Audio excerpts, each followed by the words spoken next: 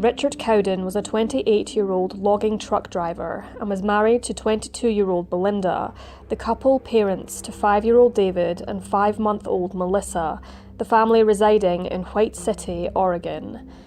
In 1974, the Labor Day weekend was between the 30th of August and the 1st of September, and Richard had planned to haul gravel for the driveway of his home and was keen to complete the job over this time.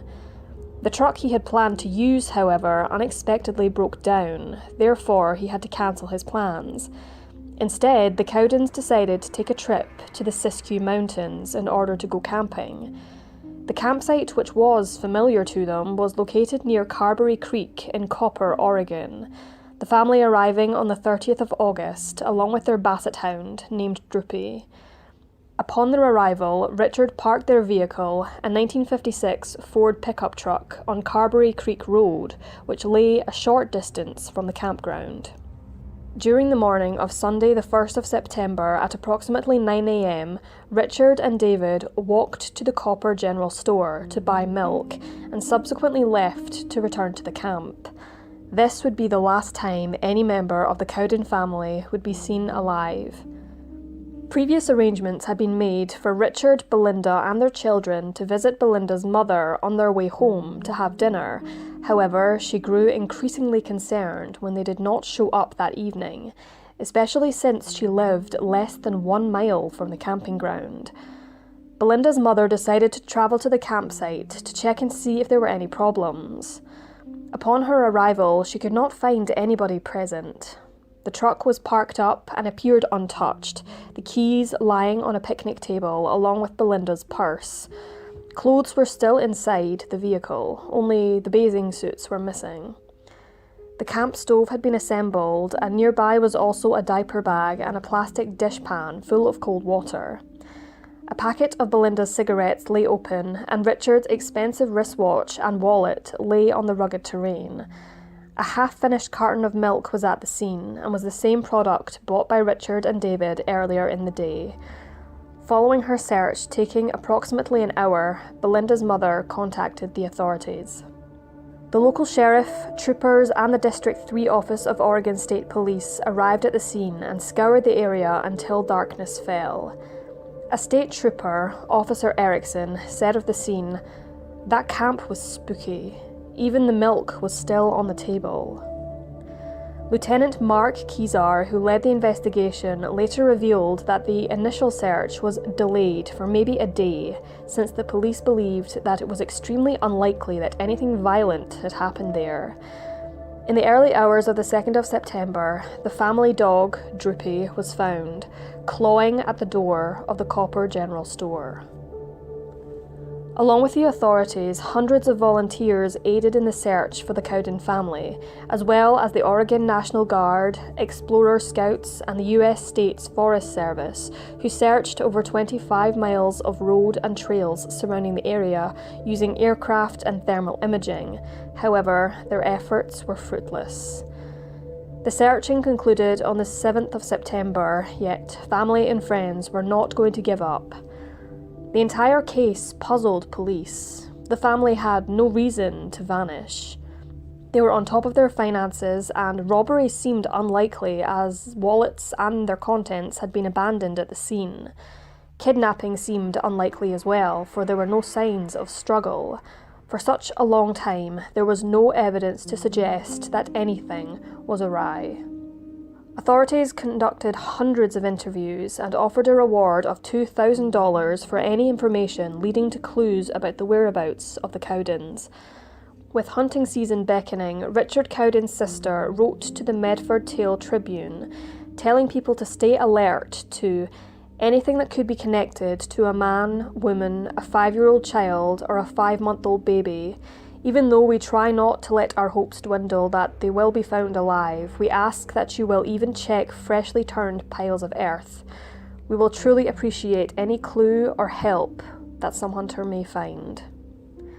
Despite a petition from the public asking the FBI to investigate the disappearance of the Cowdens, it was rejected, authorities citing the reason as being there was simply no evidence to suggest the family had been kidnapped or come to any harm. Already in Washington and Oregon at the time, 8 women were missing, and police attempted to make some sort of connection. However, it would actually be proven that these women were linked to the infamous serial killer Ted Bundy. On the 12th of April, 1975, 7 months after they mysteriously vanished, the truth about what happened to the Cowden family was uncovered. 2 gold prospectors from Forest Grove, Oregon, were hiking through the woodland near Carberry Creek when they came upon a gruesome discovery.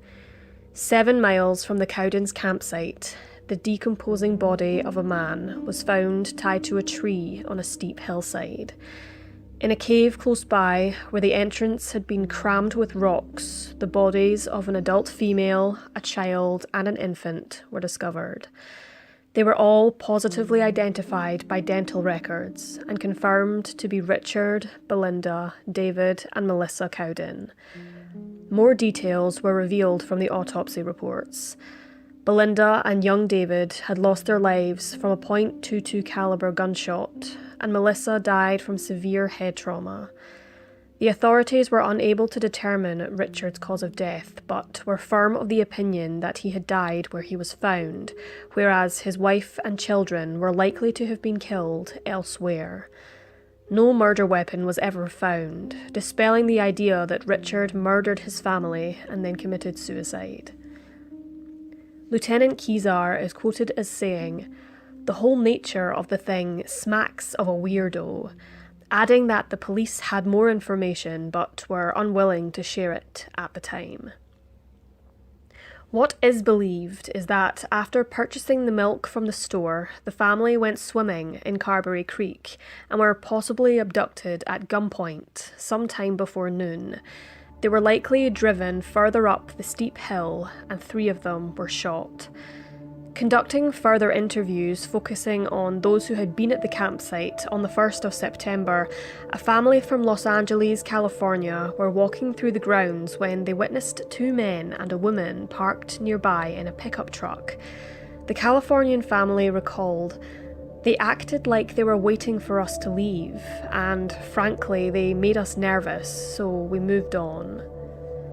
Lieutenant Kezar strongly believed that whoever was responsible for the crime had good knowledge of the area and was aware of the cave's location. A resident of Grants Pass who had volunteered in the search for the Cowdens told police that he had already searched the cave and it had been empty. To verify his story, he took police to the cave he spoke of, and indeed it was the same one where the bodies of Belinda and the children were found. So far, there has only ever been one suspect in the case. Dwayne Lee Little was a resident in Jackson County, Oregon, and 25 years of age at the time of the murders. 3 months before the Cowdens' disappearance, on the 24th of May, he had been paroled from the Oregon State Penitentiary in Salem. He had been charged and convicted for the rape and murder of 15-year-old Orla Faye Phipps in 1964. Authorities determined that Little had been in Copper during Labor Day weekend of 1974. Little's girlfriend told police that she had seen him with a .22 caliber during the festive season of 1974, and in January 1975 his parole was revoked and he was returned to prison. He gained parole once again in April 1977, however he went on to sexually assault and beat a pregnant woman, 23-year-old Margie Hunter, whose car had broken down near Portland, Oregon. Hunter and her child both survived the ordeal. Dwayne Lee Little was convicted of attempted homicide and was sentenced to 3 consecutive life sentences. He was never cooperative when it came to mental health treatment and refused to talk about the crimes he was accused of. It is speculated that the woman and 2 men seen in the pickup truck reported by the Californian family were Little and his parents. Their truck matched the description given to the police, however the Littles deny any knowledge of the disappearances. A miner who lived in a cabin in close proximity of the creek claimed that Dwayne and his parents stopped by on Monday the 2nd of September and signed the guest book. Later, an inmate of the penitentiary who had shared a cell with Little claimed that he had confessed to the Cowden murders. Despite the plethora of circumstantial evidence, Dwayne Lee Little has never been charged with the crime. A few months after the murders, Richard Cowden's father committed suicide, and whilst this may seem suspicious to some, he was cleared of ever being involved in the deaths of his son, daughter-in-law and grandchildren. Without a doubt, foul play was involved in the massacre of the Cowden family. However, what is not clear is the reasons why, and whether Dwayne Little was the perpetrator or was someone else responsible. The Cowden family murders has been described as being one of Oregon's most haunting and baffling mysteries, their disappearance resulting in one of the largest search efforts in the state's history. Over 40 years have passed since an innocent family were slaughtered in the wilderness, and authorities are no closer to finding answers and a conclusion to this case.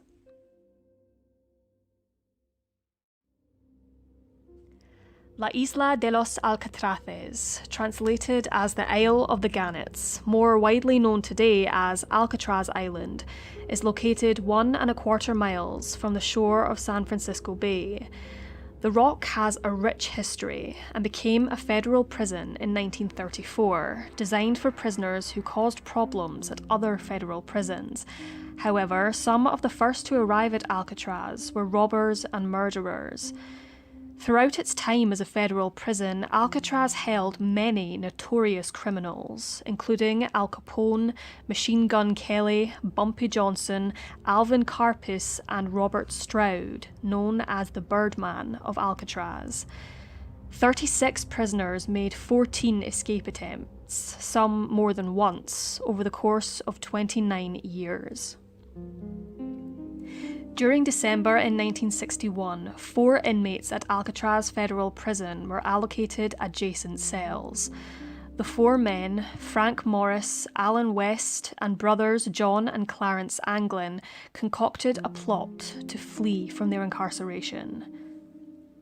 Frank Lee Morris was born on the 1st of September 1926 in Washington, D.C., and according to the FBI was orphaned at the age of 11 and spent a few years in different foster homes.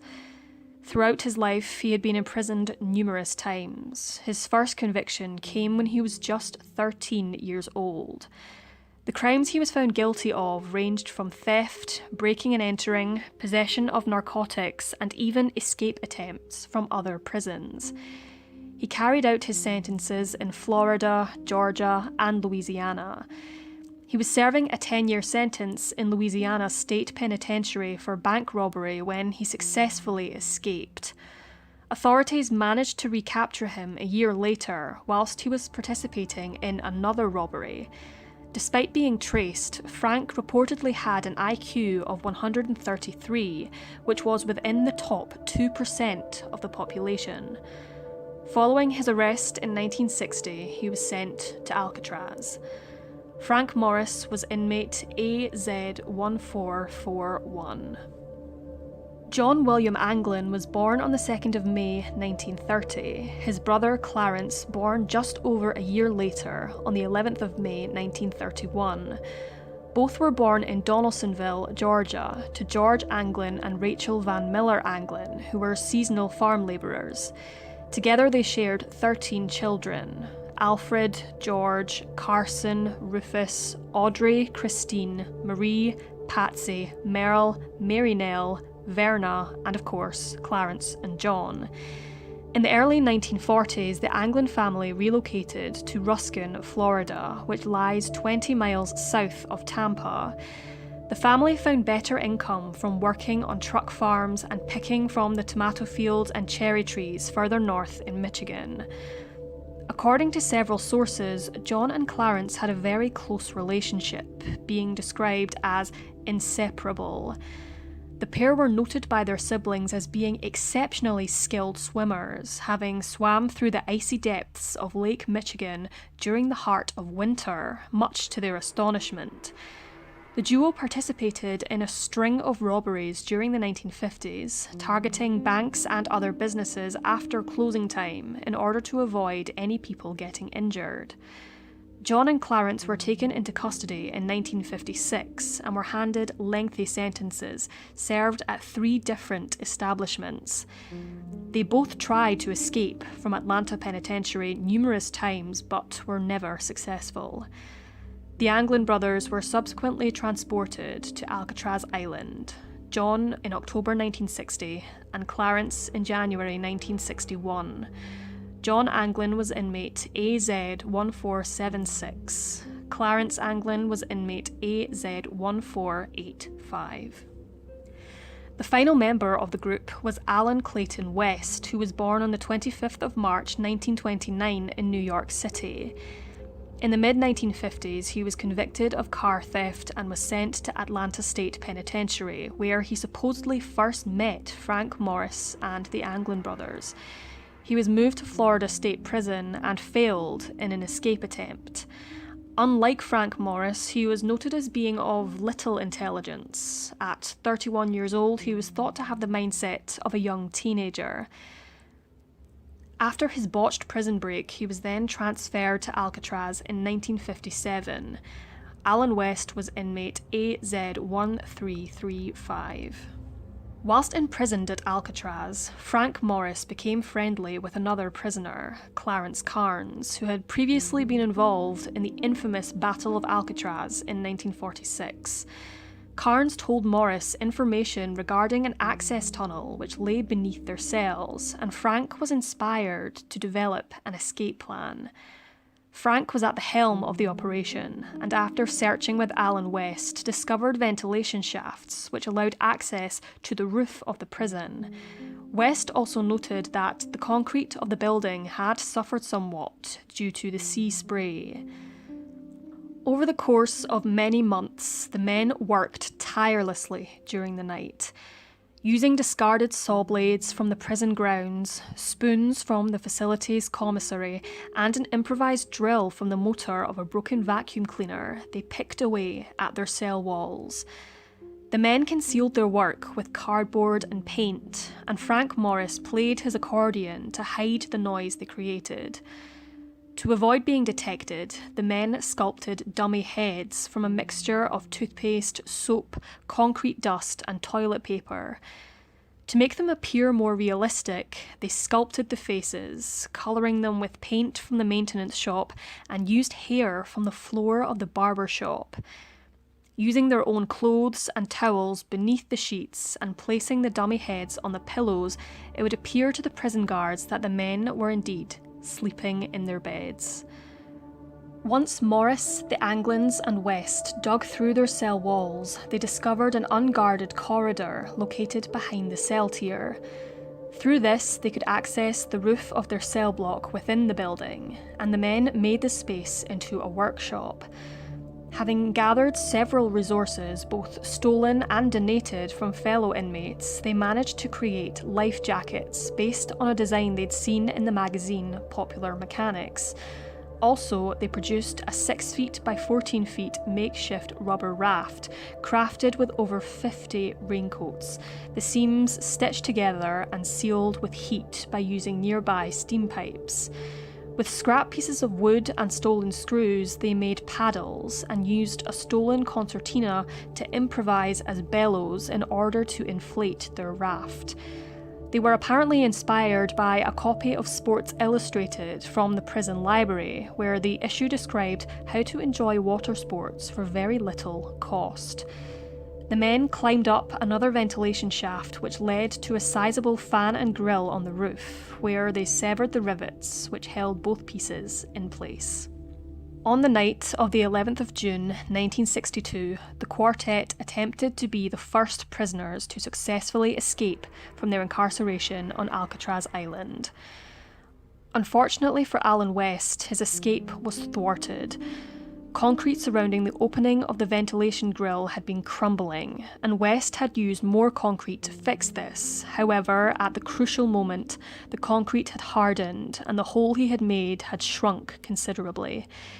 Talking with the others out in the corridor, West recalled that one of the Anglin brothers said that the escape was an all-or-none deal, whereas Frank and the other Anglin argued that with Alan's problems, their chances for freedom would be foiled. Despite his best efforts, having eventually removed the grill and widened the hole once more, by the time he reached the roof, the trio had already vanished. He would return to his cell after dawn. Alan West left Alcatraz in 1963 and throughout his life served 20 prison sentences. In January 1969, Alan was sent to Florida State Prison. On the 30th of October 1972, he fatally stabbed a prisoner in an allegedly racially motivated attack. Alan West suffered from severe abdominal pains in winter 1978 and passed away on the 21st of December from acute peritonitis, aged 49. Frank Morris, John Anglin and Clarence Anglin crawled through the holes in their cells, making their way through the utility corridor and climbing up the ventilation shaft towards the roof. When they broke out of the shaft, guards within the prison actually heard what was described as a loud crash. However, the source of the unexpected noise was never investigated any further. The trio, along with their makeshift equipment, slid down a kitchen vent pipe, descending 50 feet to the ground, and then managed to climb up two 12-feet barbed wire perimeter fences. Having carefully planned in advance, the men fled towards the northeast shoreline, close to a power plant, which was actually a blind spot in the prison's system of searchlights and gun towers, where they used the concertina to inflate the raft. Investigators concluded that it was some time after 10 p.m. when Morris and the Anglins departed from the rock, heading towards Angel Island, which lay 2 miles north of the island, murky fog lingering in the night air. Their escape went unnoticed until the morning of the 12th of June 1962, the dummy heads having served their purpose. Over the following 10 days, there was an extensive search of the land, air and sea, carried out by both law enforcement and the military. Some evidence was uncovered, including a deflated life jacket 50 yards from Alcatraz, the remains of the raft which washed up on the beach, and a single paddle floating approximately 200 yards south of Angel Island. A personal packet was also recovered, containing photographs, names and addresses of Anglin relatives and friends. A paddle was reportedly found on Angel Island leaning against a rock, suggesting that they may have made it. No bodies were ever recovered from San Francisco Bay, and there was no evidence to suggest that the men had drowned, yet authorities concluded that it was likely that this was their fate. The FBI believed it would have been impossible for Frank, John and Clarence to have successfully swam to Angel Island, considering the strong currents of the bay and the freezing temperatures, and it's also disputed that the men were even intending on swimming to Angel Island, perhaps using it as a misdirection to aid in their escape. Alan West exchanged his story under the premise that he would not be prosecuted for his part in the escape. He told his story and said that they had planned on stealing clothes and a car once they had reached shore. However, no claims were ever made to authorities regarding a situation like this. However, a television program later claimed a car had actually been stolen by 3 men in the area at the time. The FBI closed their file on the case in 1979 after a 17-year investigation. They officially concluded that the men drowned whilst attempting to swim to Angel Island. A month after the escape, a Norwegian freighter reported a body wearing clothes similar to that of an Alcatraz inmate floating in the ocean, 15 nautical miles from the Golden Gate Bridge. In 2014, researchers suggested that there was a small window soon after midnight where the state of the tide and the currents would have worked in the trio's favour and possibly made it to shore. Many swimmers have attempted the alleged route the men swam and have done so successfully. The story, however, does not end there. Over the decades, there has been more evidence to suggest that the 3 men survived their escape. Apparently, soon after fleeing the island, a person claiming to be John Anglin called an attorney, and this was even before the escape was made public news. Clarence Carnes, who had given Frank Morris the initial idea to escape, received a postcard which read "Gone Fishing," which was apparently their code word to signal that they were successful in their escape. Various other claims and sightings were made in the years following, and despite the wide belief that all the fugitives perished in San Francisco Bay, they remain until their 100th birthdays on the FBI's wanted list. Relatives of Morris and the Anglins have produced evidence that they did survive. Bud Morris, an elderly man who claimed to be, in 2011, Frank Morris's cousin, said that he had on occasion delivered bribes to guards working at Alcatraz, and also claimed to have met up with Frank in a park in San Diego, his daughter backing up his story, recalling meeting her father's friend, Frank. It has never been confirmed if Bud's story is authentic. In 2012, on the 50th anniversary of their disappearance, two sisters of the Anglin brothers, along with their nephews, said that they had received both phone calls and Christmas cards from John and Clarence. The handwriting was analysed and it was concluded that the greeting cards had been written by the brothers, but authorities were unable to confirm when the cards were delivered due to the lack of stamps on the envelopes. John and Clarence's mother had also apparently received a Mother's Day card, merely stating, "Love the two." It was reported two mysterious men also attended the funeral of an Anglin relative, and some debate that they could have been the brothers. A friend of John and Clarence claimed he'd met up with them in Brazil in 1975 and had actually taken a photograph of them, living on a farm in Rio de Janeiro.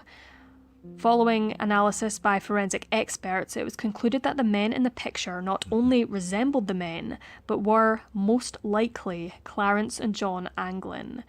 Robert Anglin, one of their brothers, stated shortly before his passing that he had been in contact with them until about 1987. In January 2018, the FBI released more information regarding the case. The San Francisco Police Department had received a letter in 2013, allegedly from John Anglin himself. Segments of the letter read as follows. "My name is John Anglin. I escaped from Alcatraz in June 1962 with my brother Clarence and Frank Morris. I'm 83 years old and in bad shape. I have cancer. Yes, we all made it that night, but barely." It added, "If you announce on TV that I will be promised to first go to jail for no more than a year and get medical attention, I will write back to let you know exactly where I am. This is no joke." The letter stated that Frank Morris passed away in 2008 and Clarence in 2011.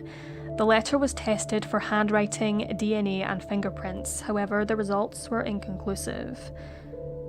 There are many fascinating theories regarding the fate of Frank Morris and the Anglin brothers. Their infamous escape from Alcatraz has become the most researched, discussed, and complex successes in American criminal history.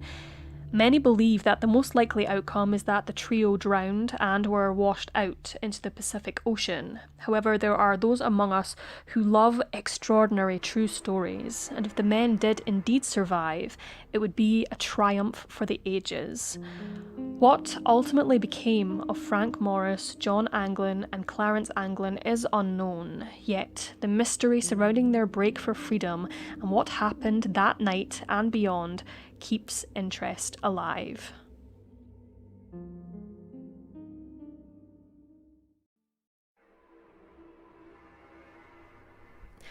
On the 25th of December 1931, Royal Canadian Mounted Police received a complaint from First Nations trappers who stated that a man named Albert Johnson had violated hunting regulations and had interfered with their trap lines at their post on the Arctic Red River, located in the Northwest Territories of Canada. A few months earlier, during the summer, two trappers, Edward and William Snowshoes, had interacted with a dishevelled man at a camp by the Peel River near Fort McPherson, a place which the man appeared to frequently visit. In July, he purchased various supplies in Fort McPherson and had conversed with a constable from the RCMP, who insisted that he get a trapper's licence since he did not already possess one. They collectively knew him only as Albert Johnson, however it quickly became apparent that this was not his true name. Following a fierce confrontation with authorities in the heart of winter, Albert Johnson fled, battling against the elements to stay alive. The fugitive was intelligent and resourceful, evading capture from authorities for over a month before a final shootout concluded the extraordinary story of an unidentified man who came to be known as the Mad Trapper of Rat River. On the 31st of December, following the complaint from the Lushu trappers, Royal Canadian Mounted Police officers Alfred King and Joe Bernard, along with a constable and special constable, trekked across 60 miles of wilderness to Albert Johnson's cabin deep in the forest. The officers brought a search warrant on this occasion. They had attempted to contact Albert a few days prior, knowing that he was in the cabin due to smoke rising from the chimney, but they had received no response. Knocking on the cabin door, they requested to speak with the recluse, the plan being to ask him about the hunting violation, which in itself was not a major crime, therefore it should have been easy to clear the air after a short discussion. Once again, the pair were met with silence. Alfred tried to force the door open, however, what happened next was shocking and unexpected. Gunshots echoed through the trees as Albert began shooting at the men through the door. Alfred King was shot in the chest, falling to the ground with blood on the snow. Joe Bernard and the two members from the RCMP thought quickly, immediately acting to tend to Alfred's wounds. The group trudged through the difficult terrain and made it back to civilization, where they managed to successfully get medical treatment for Alfred King, who fortunately survived. As expected, the RCMP were furious about the incident, which left one of their own wounded, and, with a vengeance, returned to Albert Johnson's self-constructed cabin in early January of 1932, with 9 members of the Mounted Police and a pack of 42 dogs. They did not want to take any chances, and circled Albert's barricaded dwelling. Throwing sticks of dynamite onto the roof, a blast ensued, with the cabin collapsing in on itself. Authorities had fully expected Albert to be lying dead or severely wounded in the rubble. However, he miraculously appeared almost unscathed, shooting at the police with a rifle and a shotgun. It was later discovered that he had been aware of siege tactics and had dug a trench beneath his cabin, using it as a shelter from the explosives. What was described as a firefight began between the police and Johnson, lasting approximately 15 hours. However, luckily nobody was injured. The Mounted Police retreated in order to seek reinforcements from a nearby town and returned to the scene on the 14th of January. A ferocious blizzard hit the area, with temperatures reaching minus 43 degrees Celsius, making the effort to find the outlaw extremely difficult, with any footprints having been blanketed with snow. However, authorities were optimistic that the snowstorm would also slow down the fugitive. Mounted Police were baffled when it emerged that, against all odds, Albert had survived without a shelter and had escaped into the wilderness by using the frozen Rat River as a pathway to freedom. On dog sleds, the Mounted Police, along with 11 First Nations trackers, followed the trail in the Mackenzie River Valley, chasing the Mad Trapper across 260 kilometres square of icy wilderness. The chances of Johnson surviving without shelter, food, or even appropriate clothing for the sub-zero temperatures were slim. Police found no trace of Albert until Constable Edgar Millen heard news from a First Nations tracker who heard the shot of a rifle in the Bear River area. On the 30th of January, after trawling through the wilderness in the direction of the rifle shot, Albert Johnson was found. He was hidden inside a thicket in the brush next to a cliff face. Above him, he could hear his pursuers climbing down into the canyon. He leaped out of his hiding spot and began shooting. In the crossfire, Albert jumped to safety behind a fallen tree, with the mounted police calling for him to surrender. Edgar Millen was keen to find a quick resolution, and alongside a member of the police checked behind the fallen tree following 2 hours of silence. On their descent, a bullet landed in the snow beside the men, who responded by shooting at where they believed Albert to be hiding. 2 further bullets were shot, one striking Edgar Millen in the heart. He collapsed onto the snow, his companions dragging him from the line of fire. Despite their best efforts to save him, Edgar Millen passed away. After realising that their companion was dead, they allegedly heard Albert, who was unwounded, cackling. The mounted police returned to civilization once again, with further investigations of Albert's hiding spot taking place soon after. Using spruce trees, the mad trapper had created a foxhole where he hid from sight. He had managed to ascend the cliff with very little aid from climbing gear, and it was strongly suggested that he was heading into the mountains. Mounted police decided to change their plans. Instead of travelling through the mountains and having to return to restock supplies every couple of days, they received aerial assistance from pilot Wilfred Wop May in the new ski-equipped Belanca monoplane, which would drastically cut down their search time, provide the ground teams with supplies, and keep a constant watch on Albert Johnson. With temperatures still well below freezing and a constant paranoia of being tracked, Albert was reaching his physical and mental limits.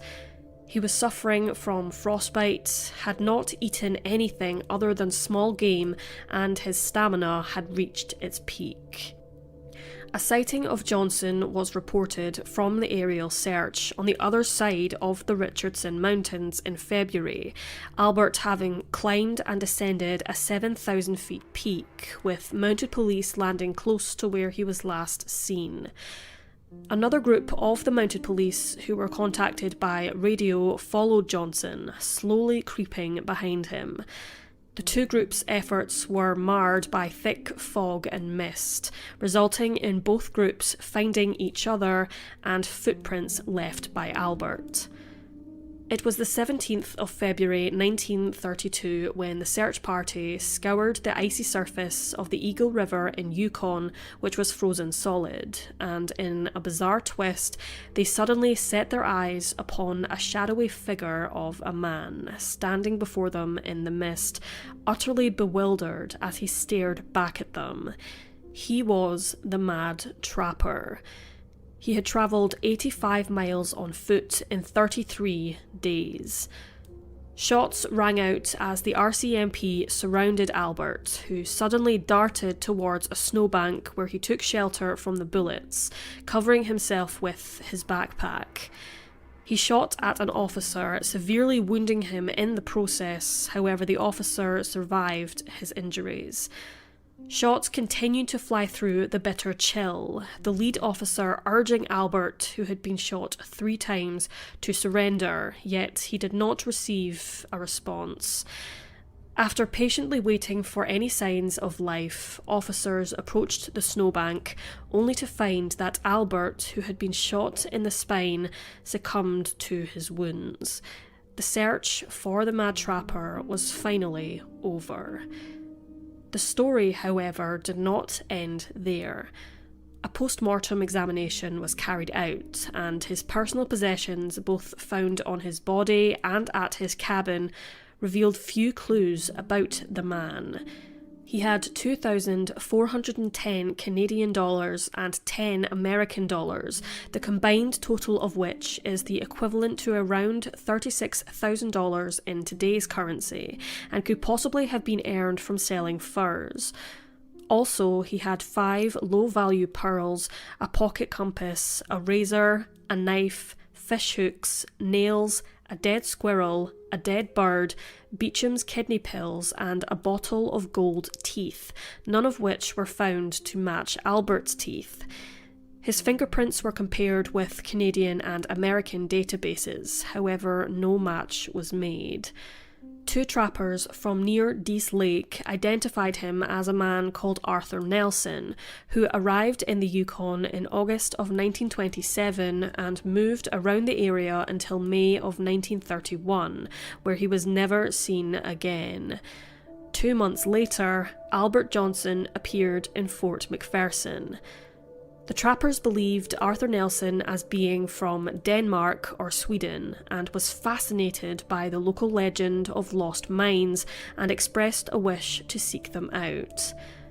The mad trapper's face was described as weather-beaten, and he was 5 feet 9.5 inches tall, weighing approximately 150 pounds or 68 kilograms, with pale blue eyes, brown hair, and was between the ages of 30 and 40, placing his birth between 1890 and 1900.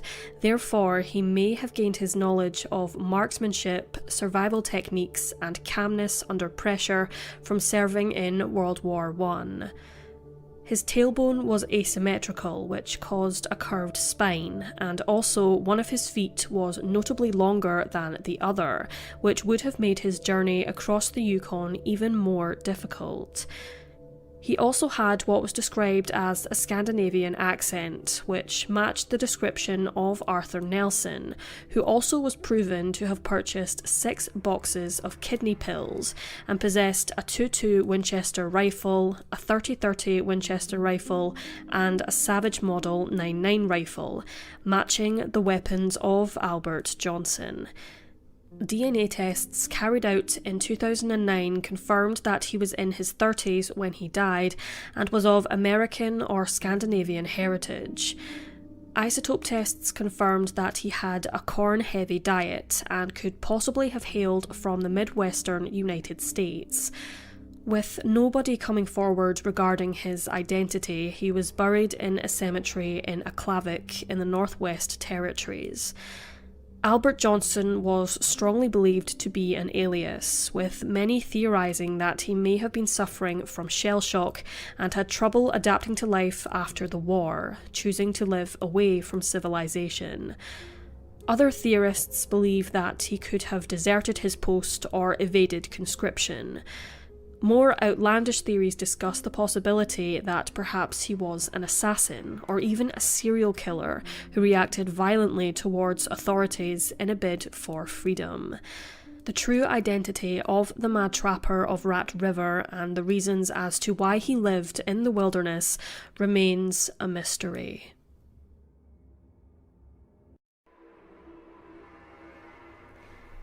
The early hours of the 23rd of February 1939 were bitterly cold. Residents in surrounding apartments by Midvale Road in Mountain Lakes, New Jersey, woke to the strong scent of smoke coming from a second and third floor apartment, home to 42-year-old World War I veteran Harold Bard, 38-year-old Josephine Bard, the couple's 9-year-old daughter Joan Carolyn Bard, who was staying with relatives that night, and their German Shepherd. The fire department successfully extinguished the fire. However, Harold and Josephine, along with their faithful dog, did not survive. The circumstances surrounding the incident were shrouded in mystery. Harold was found on the floor, with the telephone gripped in his hand, and his wife, Josephine, was sitting on a chair. Both had allegedly died due to smoke inhalation. Arthur Hamilton, a neighbour of the family who spoke to the Boston Globe, stated, "One of the most unusual things about that fire was the dog they found. The Bards had a huge German Shepherd police dog, and he used to bark whenever anyone went near to the apartment. But after the smoke had cleared and firemen were poking through the ruins, they found the dog wrapped up in a blanket in the basement. It appeared that someone had put him to sleep before the fire started." The Bard's dog was very well known in the community, and witnesses confirmed he had been strangely quiet that evening. There is little information about whether there was an inquiry into the Bard's deaths. However, one fact was certain. Joan Bard was suddenly an orphan. In a bizarre twist, in the early 1960s, Joan disappeared in mysterious circumstances, leaving her husband and 2 children behind. Joan was born on the 12th of May 1930 in Brooklyn, New York.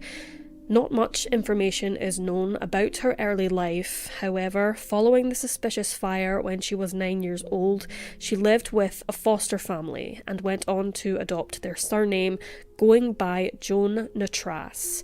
She had 2 foster brothers and 1 foster sister. There were rumours that she told an acquaintance that she had suffered abuse at the hands of her foster father. In 1952, she graduated from Wilson College in Chambersburg, Pennsylvania, with a bachelor's degree in English literature. She met Martin Donald Risch, a Harvard business graduate, at a football match, both of them immediately getting along as they realised that they were both born in Brooklyn, and on the 26th of December 1955, the couple married in Huntington, Long Island, moving into a simple yet cosy Brooklyn Heights apartment the following month. Martin was employed at the Regal Paper Company in New York, and Joan worked as a secretary at Thomas Y. Crowell & Co. Publishing Company. In the years following their marriage, the Risches welcomed 2 children, Lillian and David, in Ridgefield, Connecticut, and in April of 1961, the family moved to a home on Old Bedford Road, Lincoln, in the suburb of Boston, Massachusetts. Whilst living in Lincoln, Martin Risch worked as a Fitchburg Paper Company executive, whilst Joan stayed at home to look after the children and complete household tasks. She was a popular member of the community. She was actively involved in the League of Women Voters and made it known to friends that she wanted to one day become a teacher once Lillian and David were older. Joan was described as an intelligent, friendly, generous and responsible woman who was devoted to her loved ones, but a few neighbours and friends described her as being unfulfilled. It was the 24th of October 1961 and was, by all accounts, an ordinary autumn day. Martin Risch awoke early to prepare for an overnight business trip to New York City. He left the family home at 6:50 a.m. and headed to Logan Airport for his flight, which was due to depart at 8 a.m. 31-year-old Joan woke up, made breakfast for the children, and continued with her usual morning routine. She spoke to the bin collector, the letter carrier, and delivery boys, all of whom thought she seemed to be in good spirits, and they did not notice anything different about Joan that morning. Taking Lillian with her and dropping her son off with a neighbour, Joan visited the dentist to have a cavity filled and also made a follow-up appointment. She bought $15 worth of groceries at the supermarket and then returned home in her blue Chevrolet sedan. She then made lunch at approximately 11 a.m, put David to sleep in his cot at midday and let Lillian play outside. At some point between 11:15 and 11:45 a.m, a delivery driver for a dry cleaning service arrived at the house to pick up several of Martin's suits. At 1:55 p.m, Joan told her daughter that she was going out. Joan accompanied Lillian across to a swing set belonging to the parents of Douglas Barker, a neighbour's son of whom Lillian was friends with. Joan then returned home alone. Neighbours witnessed Joan wearing a trench coat, mowing the lawn outside of her home at 2 p.m. At 2:15 p.m, Barbara Barker, the mother of Douglas, saw Joan standing beside her Chevrolet, looking dazed and holding something red in her arms. Barbara assumed she was playing a game with the children. At 3:20 p.m, another witness, Virginia Keene, recalled seeing an unfamiliar grey or blue 1954 or 55 Oldsmobile parked behind Joan's vehicle in the driveway. Police made an effort to find this car but were unsuccessful, despite another neighbour who said that they had seen the Oldsmobile parked in the driveway multiple times during August and September, having made note of 3 digits of the licence plate. Nobody reported seeing the vehicle entering or leaving Old Bedford Road. At 4 p.m, Lillian Risch left the Barker residence and returned home. However, after a few minutes, she ran back to the Barkers, explaining that her mother was missing, her little brother was crying in his crib, and there was red paint on the kitchen walls and floor. Barbara Barker went over to the house, and what she saw sent chills down her spine. Police were notified at 4:33 p.m. and arrived at the Risch home 5 minutes later. From David's room on the first floor to the kitchen, in the master bedroom and the carpeted stairs, there were spots and smears of this red paint, which was confirmed as being blood and type O, the same as Joan Risch. There was said to have not been a huge amount of blood, around a pint, but it was enough to be consistent with either a nosebleed or a head wound. The kitchen was left in a state of disarray, with a chair or table being overturned. Sources differ on that fact. And the telephone had been ripped from the wall, sitting in a bin which had been moved from beneath the kitchen sink to the centre of the floor. It had blood in the dialing holes, and traces of Joan's blood were also found trailing outside and on the trunk and hood of her car. On the phone mount, police found a bloody fingerprint, and there were 2 further single fingerprints and a partial palm print on the kitchen wall. However, the individual whose prints they were has never been identified. Some other prints were identified as Joan's, despite the police having never recorded her fingerprints until a while later. Local men, as well as tradesmen and delivery men, offered their prints to authorities, but no match was made. Footprints were absent at the scene, but paper towels and a pair of David's coveralls had appeared to have been used in an attempt to clean up the blood, and the telephone book was found opened at the emergency numbers section, which was actually absent of any numbers written on the pages. And in 1961, 911 was not in operation as an emergency number. None of the locks on the doors had been tampered with, and there was no evidence suggesting a robbery. Massachusetts State Police called hospitals in the area to see whether a woman matching Joan's description had checked in, but they were unsuccessful in the search. On initial investigation, police deduced that, contrary to the evidence, Joan was surprised by an intruder and tried to call for help, quickly looking for an emergency number to call. However, she was then struck on the head by the perpetrator. One blood spatter was found so highly on the wall, police were stated as saying that Joan had attempted to climb the wall because she was so terrified. Police believed that Joan was victim to a sex maniac and had been abducted, as they believed the blood evidence was not enough to indicate murder by stabbing or gunshot wound.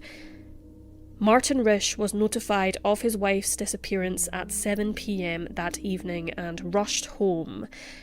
Trying to find any clues, Martin found Joan's trench coat, her handbag and some cash. However, he stated to police that an address book, which Joan wrote various appointments in, a grey top coat and her day clothes were missing. Empty beer bottles were found in the kitchen bin, but Martin had no idea where they had come from.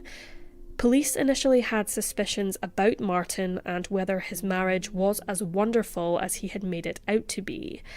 Friends, relatives, school officials, former employers and maternity personnel from Lincoln and Ridgefield and other places Joan lived in life were able to support Martin's claim and state she had no emotional problems or domestic issues.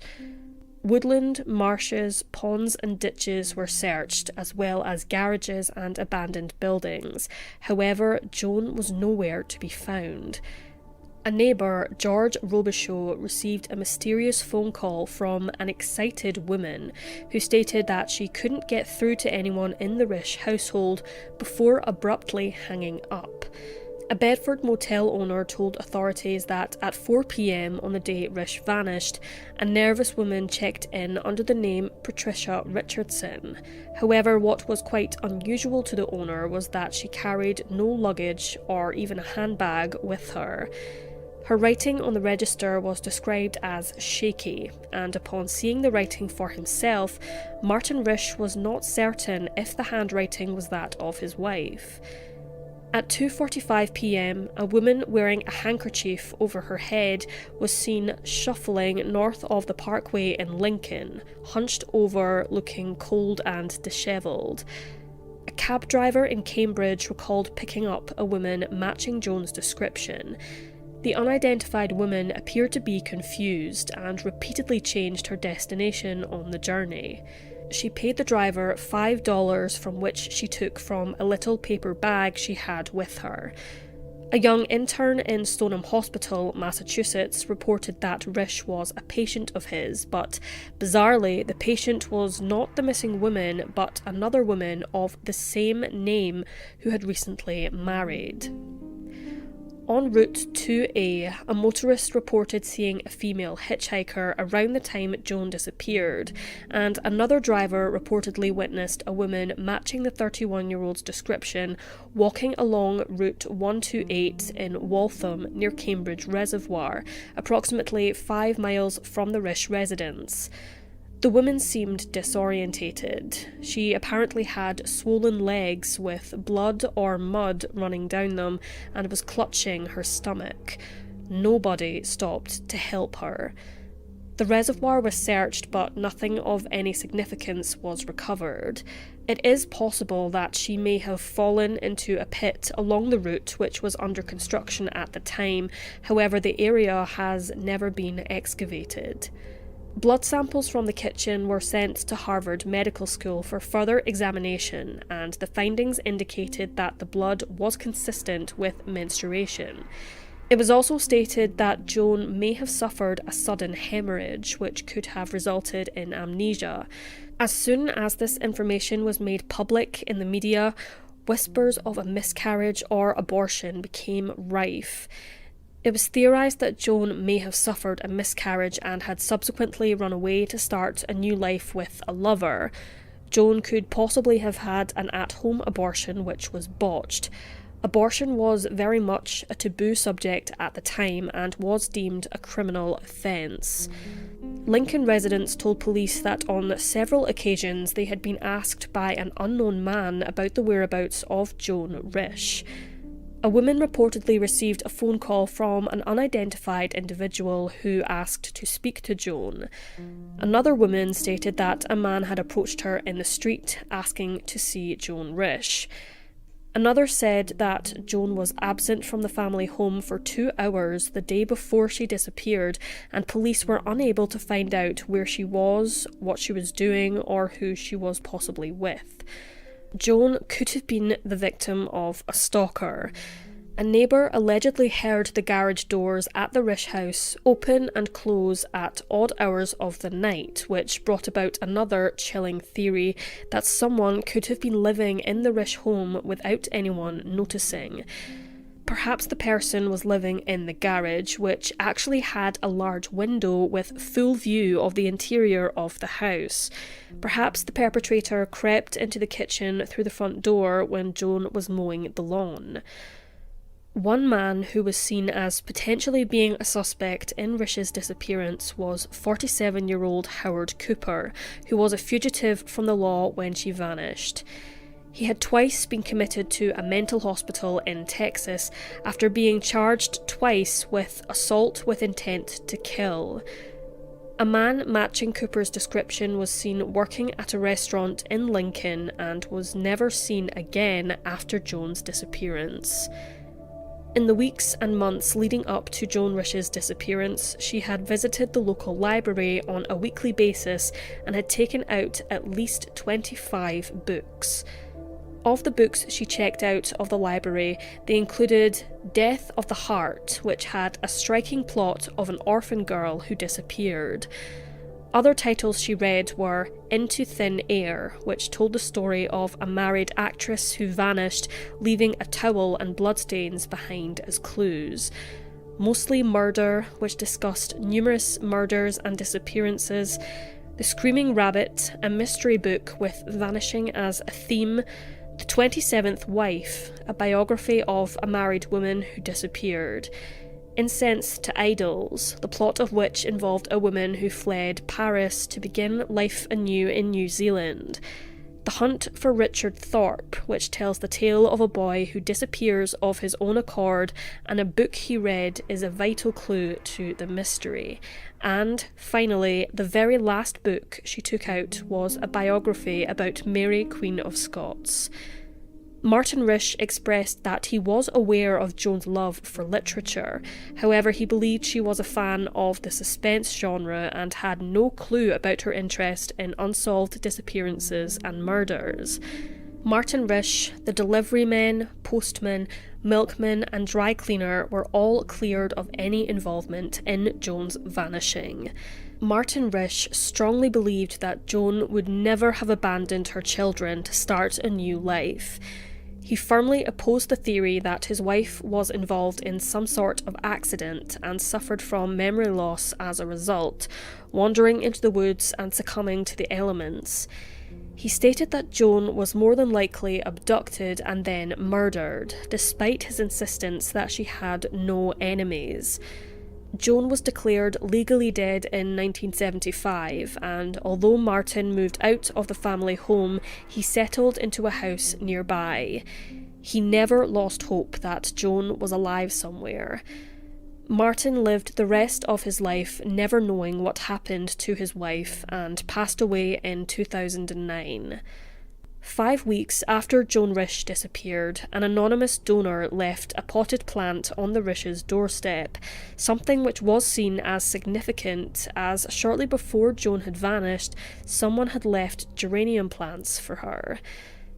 At the time of her disappearance, Joan Risch was 31 years old, Caucasian, had dark brown hair and pale blue eyes. She was 5 feet 7 inches tall and weighed approximately 120 pounds or 54 kilograms. She was wearing a grey cloth coat of possibly the Peck and Peck brand, a white blouse, a jumper, a charcoal-coloured woolen skirt, blue shoes with white piping, although some sources stated black shoes, and wore a slim platinum wedding ring with 5 diamonds. She has a filling in her upper left molar and her ears are pierced. The disappearance of Joan Risch is one of the strangest and most bizarre disappearances to have taken place in the United States of America, and is a very well-known case among professional and amateur sleuths. With no apparent trouble in her relationships, no money problems, or obvious signs of emotional turmoil, the reasons for Joan's disappearance have been widely debated, with numerous theories about what fate befell her. Did she leave of her own accord and plan her disappearance? Did she dream of starting life anew, like in the books she was so passionate about? Was the unidentified individual who was at the house someone that she knew and trusted, and was she having an affair? If she was pregnant, was the child her husband's? Who was the woman wandering aimlessly on the highway with blood on her legs and cradling her stomach? A theory that is widely discussed is that Joan suffered either a miscarriage or had an abortion at home. The termination, which presumably took place in the master bedroom upstairs, went wrong, and Joan went into a panic, went down to the kitchen and tried to call for help, but was stopped by whoever carried out the abortion, because if word got out that they were conducting illegal practices, he would have been stripped of his presumed medical licence, and the pair would have more than likely been incarcerated. The abortionist may have carried Joan's body to his vehicle and driven off, perhaps dumping the body somewhere like a pit on the nearby construction site, or abandoning her alive on the highway, disorientated and bleeding. Also, an explanation for the beer bottles in the bin, which was a piece of evidence that perplexed many, was that during the 50s and 60s, beer or Guinness was given to patients in order to boost their iron levels. Therefore, it's entirely possible that this was the case with Joan. The last official investigators on the case died in 2009, and ever since, the case has remained cold. In the last few years, interest in Joan's disappearance has spiked enormously. However, the truth about what happened to Joan Risch remains a mystery.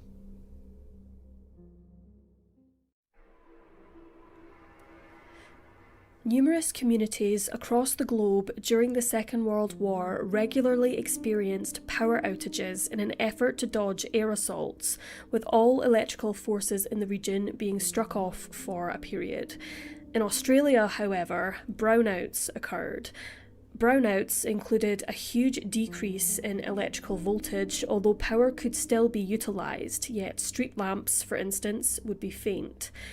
In 1942, a youthful American private positioned in the nation considered these to be a chance to assault vulnerable ladies in the hazy nighttime. Over the course of 15 days, the man murdered 3 Australian women, professing to have choked them to, quote, get at their voices. On the 3rd of May 1942, amidst a brownout, the lifeless body of 40-year-old Ivy Violet McLeod was found in the entryway of a shop close to Bleak House Hotel in Victoria Avenue, Albert Park, Melbourne, having been killed during the night, where she had been drinking to forget her woes. McLeod had isolated from her significant other and had hopes of having a fresh start. Initial investigations concluded that Ivy had been beaten over the head so severely that she had suffered a fracture, and she had been choked with pieces of her dress torn and her private region exposed. McLeod had bruises on her eyes, on her right knee, both ankles, and on her windpipe. Ivy was thought to have been casualty to a rape. However, a post-mortem examination affirmed that no sexual assault had been carried out. No possessions of Ivy's had been taken either, and there was no other evidence to support the idea that the motive for the crime was robbery. As indicated by witnesses, an American man from the military had been seen with Ivy at a tram stop in Albert Park not long before McLeod's body was found. 6 days later, on the 9th of May, at approximately 4 a.m, 31-year-old vocalist Pauline Thompson was discovered deceased on the steps just outside of Morningside boarding house in Spring Street, having been strangled, her garments also viciously torn. She had been in this area of Melbourne to sing for the soldiers to assist in boosting morale. The night before her body was found, Pauline had revealed to her significant other, a policeman positioned in Bendigo, that she was going to visit the Music Lovers Club to go out with some companions and an American private named Justin Jones. Pauline trusted that Private Jones would show up at the American Hospitality Club at around 7 p.m, but Jones ended up being around 30 minutes late. Pauline became fretful whilst waiting for Private Jones and eventually left, and was seen soon thereafter with another American officer at the Astoria Hotel, drinking and having supper together. The duo left the inn located at Collins Place a brief time before 12 p.m, this being the last time that Thompson was seen alive. As the two strolled together, Pauline began to hum a tune, with the murderer lurking in the shadows. He interpreted the tune as a song for him. It later arose that the culprit murdered Pauline soon after she kissed him goodnight. The killer, who was given the name the Brownout Strangler, struck again 9 days after the incident on the 18th of May. The body of 40-year-old Gladys Hosking was found in a ditch in Gatehouse Street close to Camp Pell, a military camp which at that point was under the possession of the US Army. Hosking, similar to the past 2 victims, had been choked and her garments had been torn. It was later confirmed that no sexual assault had occurred. Gladys, who was a secretary and assistant, had been walking home from her work environment at the chemistry lab at the University of Melbourne with her friend Dorothy Pettigrew, the two eventually parting ways on their routes home. Later that chilly and drizzly evening, Gladys was seen offering an umbrella to a trooper with an American accent. As per an observer, an Australian private who was guarding some military vehicles outside of Camp Pell, this American serviceman moved towards Hosking requesting directions. However, he was covered from head to toe in mud and seemed, by all accounts, to be exhausted. The description of this individual matched up to another witness's depiction given in Pauline Thompson's murder, as well as various different women who had barely avoided being assaulted by the American man. It was revealed that the suspect was disturbed whilst trying to shove a lady into her home. However, her uncle scared him away. During another of these endeavoured assaults at a residence in Spring Street, the man was surprised by somebody in the foyer whilst another person shouted, resulting in the individual fleeing from the scene, abandoning a GI singlet engraved with the initials EJL. More than 15,000 servicemen at nearby Camp Pell were in a lineup set by Melbourne police in a bid to identify the killer, and following almost endless hours of investigating, they did. The uncle of one of the women who had narrowly escaped the clutches of the Brownout strangler and the Australian private who had seen the man covered in mud outside Camp Pell affirmed that the culprit was 24-year-old baby-faced American private Eddie Leonski. Edward Joseph Leonski was born on the 12th of December 1917 in Kenville, New Jersey, USA, to a Russian father, John Leonski, a labourer, and a Polish mother, Amelia Harkowitz. Edward, who was known to family and friends as Eddie, was one of the youngest of 5 siblings, with 3 older siblings, Vincent, John and Walter, and a sister, Helen. Whilst Eddie was a child, the Leonskis moved from New Jersey to New York's East 77th Street. At age 16, Eddie left junior high and began a secretarial course in which he was in the top 10% of his class. In his days of youth, Eddie battled with menaces who teased him about being a, quote, mummy's boy, which in fact was entirely true.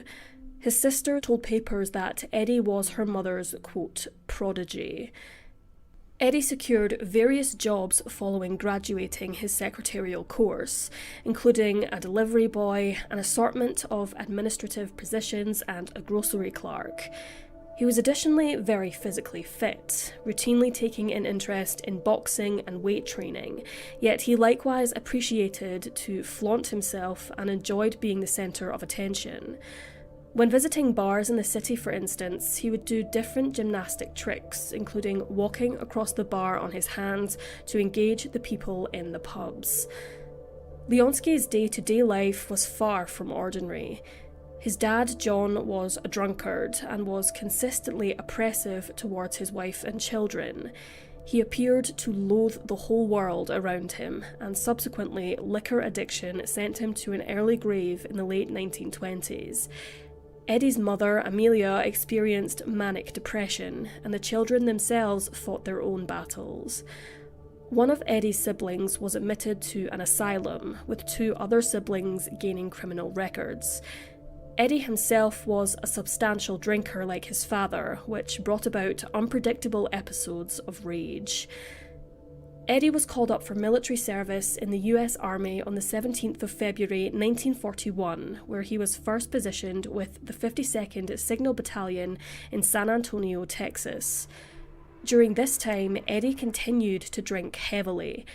As indicated by a few reports, he loved blending whiskey with hot peppers, as it was one of his favourite beverages. During his time in San Antonio, Eddie had attempted to choke a woman named Beatrice Sanchez whilst intoxicated.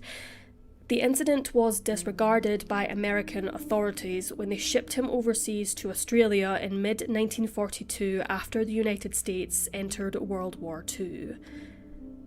Private Leonski stepped foot in Melbourne on the 2nd of February, where he was positioned with his regiment at Camp Pell Royal Park. While in Australia, his alcohol addiction worsened, and Eddie attacked a woman who lived in St Kilda. Leonski spent 30 days in solitary confinement following the crime, and upon his release, he returned to drinking. As per his bunkmates at Camp Pell, Eddie was a happy-go-lucky kind of fellow. However, he was somewhat odd. He would often murmur about werewolves and Jekyll and Hyde. Many accepted that, similar to the rest of his family, Eddie was experiencing mental health issues. In the days following the murders of Ivy McLeod and Pauline Thompson, Eddie cried, apparently indicating regret for his wrongdoings. However, one night, when drinking in town with servicemen, he demanded that he buy a paper to find out about the Brownout Murders. He even visited one of his campmates the day following Pauline Thompson's murder and advised him whilst weeping, "You wonder about these murders, but I know, I killed. Leonski's campmate disregarded these remarks as a type of odd joke, and Eddie went on to murder once more, the casualty being Gladys Hosking. Eddie endeavoured to wash his mud-soaked garments and shoes in the days that followed the murder. However, it appeared that he had run out of luck. The Australian private who had seen him in mud outside Camp Pell had informed his superiors of the strange sighting. The police looked through Leonski's tent at Camp Pell and discovered some damning evidence. Small bloodstains and yellow clay on Leonski's clothes and on his bed frame, a similar yellow clay found in the mud at the site of Gladys Hosking's murder, and a similar bloodstain found on the stairs of the boarding house. After Leonski was picked from the police lineup as the one who had assaulted the woman and murdered McLeod, Thompson and Hosking, investigators questioned him. Eddie admitted to his crimes, and he told the police his bizarre motive for the killings. He revealed that he had a deep passion for the female voice, particularly when a woman sang. Having heard Ivy and Pauline humming and singing, in his mind he, quote, needed to keep them. He also stated he was attracted to Gladys's purse due to its softness, and too felt the desire to keep it for himself. In an earlier conversation with an Australian private outside of Camp Pell, Leonski had said that he had mud on his clothes due to falling in the park. However, he retracted this statement and corrected himself, saying that he fell whilst carrying Gladys's body. For the first time in history, following Leonski's capture in May 1942 and subsequent charges, he was tried by an American court-martial in Melbourne. This was the first time that an outsider who had committed crimes in Australia was tried under the military laws of his home country. During the general court-martial, Leonski was quoted as being cheerful, always grinning and joking during the proceedings. And when asked why he murdered McLeod, Thompson and Hosking, he simply replied by shrugging his shoulders and saying, "I don't know." Talking of Ivy McLeod, he said, "She had a lovely voice. I wanted that voice. I grabbed her round the neck. I choked her. In regards to Pauline Thompson, he said, "She told me I had a baby face, but I was wicked underneath. She was singing in my ear and looking in my eyes. It sounded as if she was singing for me. She had a nice voice. We turned a corner. There was nobody around. Just heard her voice. I grabbed her and told her to keep on singing. I choked her. How could she keep on singing? I grabbed her. I don't know why. I grabbed her around the neck. She stopped singing. She fell down. I got mad then and tore at her. I tore her apart." And in relation to Gladys Hosking, Leonski said, "She smiled, stepped back into the doorway, and I seemed to step with her. I had my arm round her neck, changed the position of my hands so that my thumbs were at her throat, and I choked her." He made his disturbing motive clear by stating, "That's why I choked those ladies. It was to get their voices." Leonski confessed to pursuing 4 different women in an attempt to attack them, and confessed to having drank a lot of alcohol on the evening of each murder. However, he was not heavily intoxicated, in spite that others questioned the fact, as Eddie used to boast about drinking 30 lagers every evening. His defence went with the possibility that Leonski was inebriated at the time he carried out murders, but was not of sound mind and couldn't be considered responsible for the killings. During the trial, the defence also focused on the Leonski family's mental history.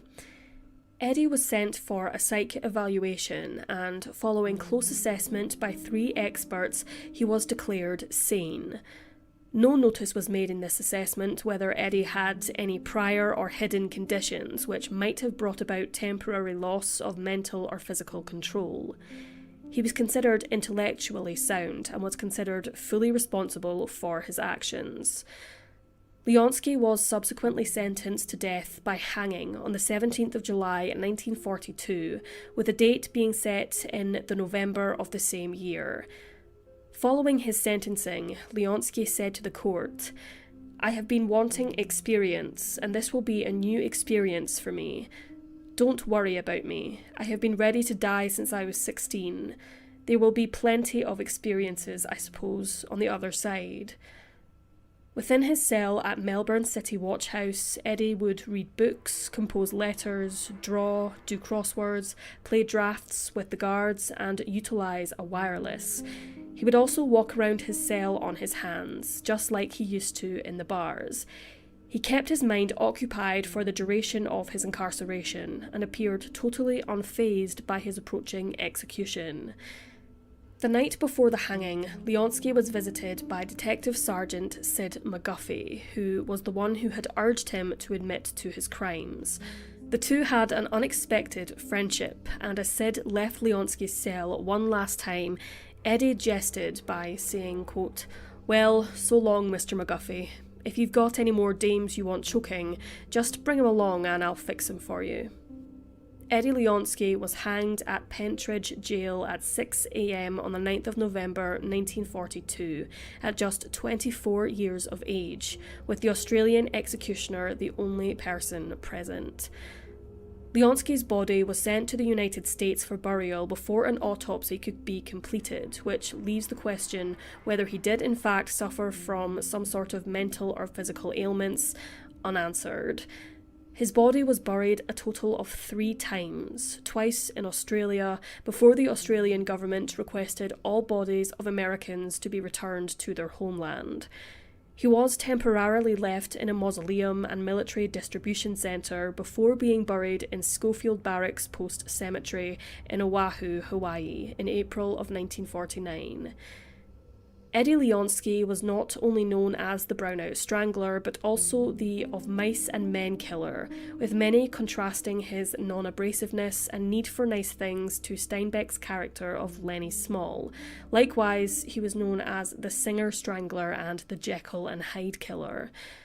The crimes are seen by numerous individuals as symbolic matricide because of his mother's overprotective and controlling nature, as indicated by the psychiatrist who spoke with Leonski preceding his demise. Despite his hatred towards his mother, Eddie also cherished her, and even supposedly wept when he understood that he was leaving her when confronted with the possibility of being sent to Australia. Leonski's 3 victims were more established than himself, and around the age of his mother, which appears to affirm the idea that it was symbolic matricide. Leonski's disdain towards his mother influenced his relationships with women significantly in his life.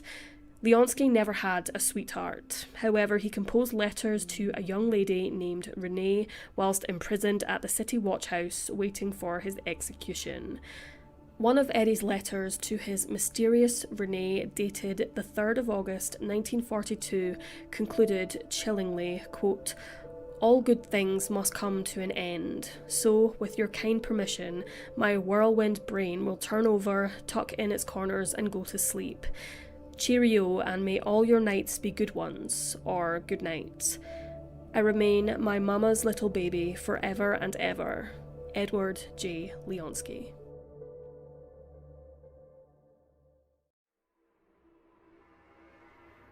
The spring thaw of 1924 uncovered a grisly truth within the icy depths of Little Lava Lake, located near the Cascade Mountains west of Bend, Oregon.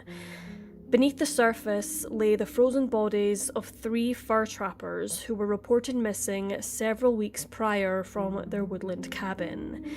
It is a captivating, cold-blooded mystery which remains unsolved for almost a century, the motive unclear and the killer never captured.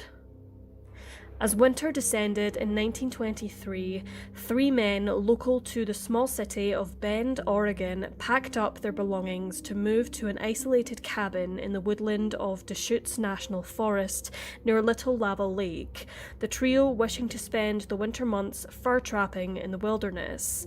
They were Edward Nichols, known as Ed, who was 50 years old, Harry Leroy Roy Wilson, aged 35, and the youngest of the group was Edward Morris, nicknamed Dewey, who was 25 years old.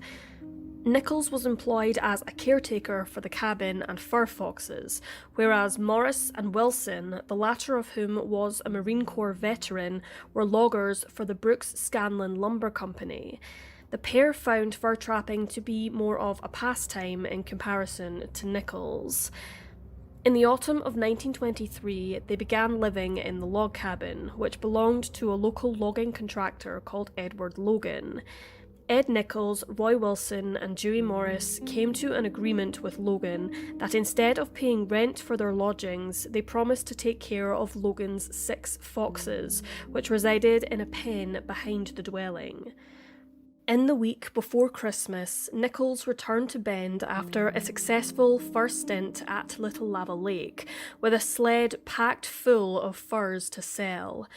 Witnesses who spoke with Nichols recalled that he seemed thrilled with the trio's progress, having collected much more fur than they had originally anticipated. Once all of the furs were sold, Nichols returned to the cabin at Lava Lake.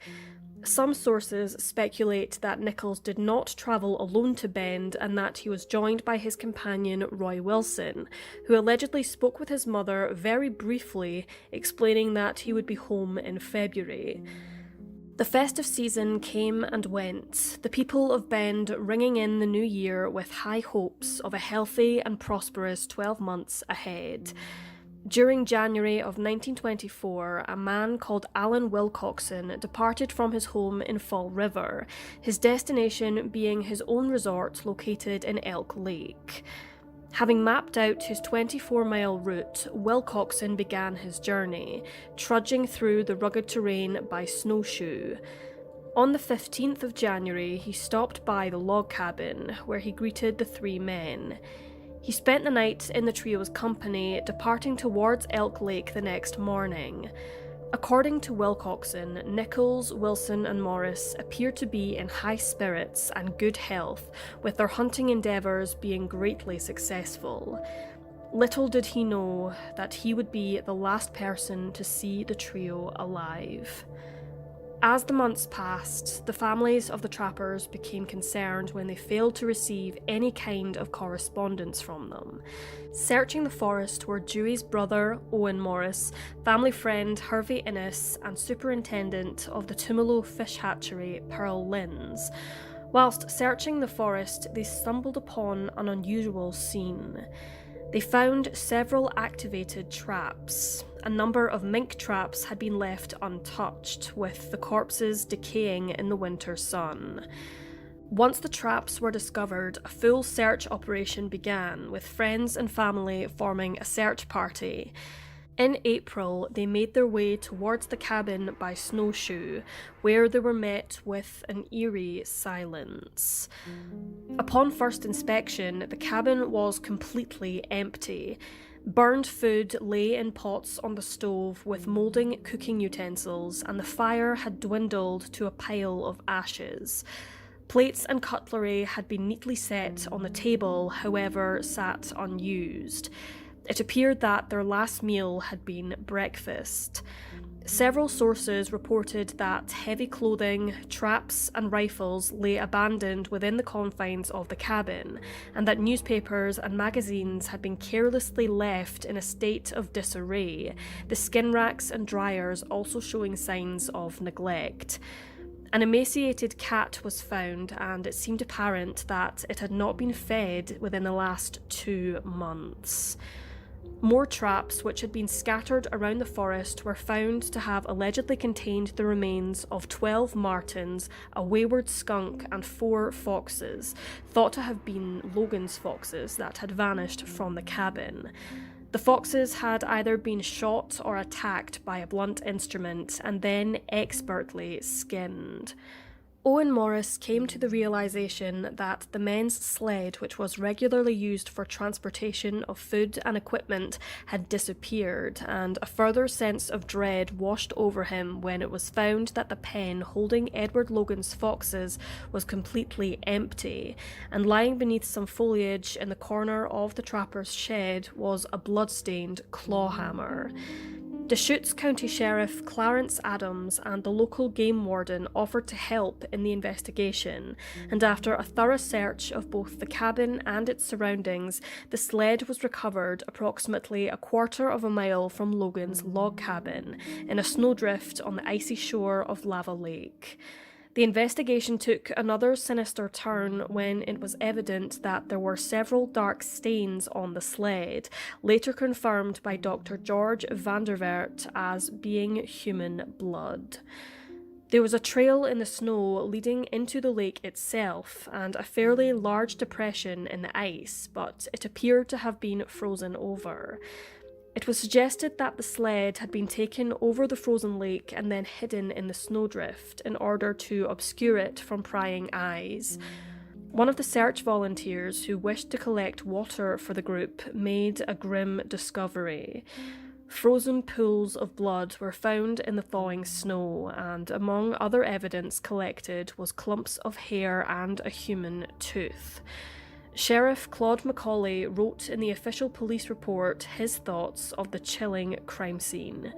Even though the weather was perfect, the clear air was impregnated with the odour of death and decomposition, and it was with an undefinable spirit of awe and consternation that the little party of hardy outdoorsmen laid aside their packs, kicked off their snowshoes, and prepared to tackle a grim job which was little to their liking.